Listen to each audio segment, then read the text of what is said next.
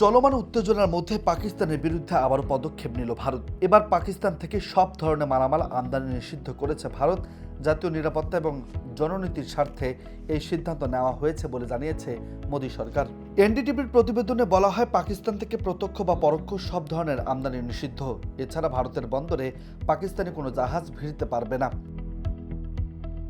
ভারতের বাণিজ্য মন্ত্রণালয়ের বিজ্ঞপ্তিতে বলা হয়েছে, পাকিস্তান থেকে উৎপন্ন ও রপ্তানিকৃত সমস্ত পণ্যের সরাসরি বা পরোক্ষ আমদানি বা ট্রানজিট তা মুক্তভাবে আমদানিযোগ্য হোক বা অন্যথায় অনুমোদিত হোক, জাতীয় নিরাপত্তা এবং জননীতির স্বার্থে অতিবিলম্বে নিষিদ্ধ করা হলো।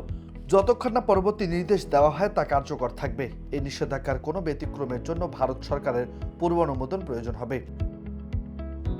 ভারত ও পাকিস্তানের মধ্যে একমাত্র বাণিজ্য পথ ওয়াঘা আটারি ক্রসিং পেহেলগামে হামলার পর বন্ধ করে দেওয়া হয়। এরপর পাকিস্তান থেকে পরোক্ষভাবে আমদানি চালু ছিল।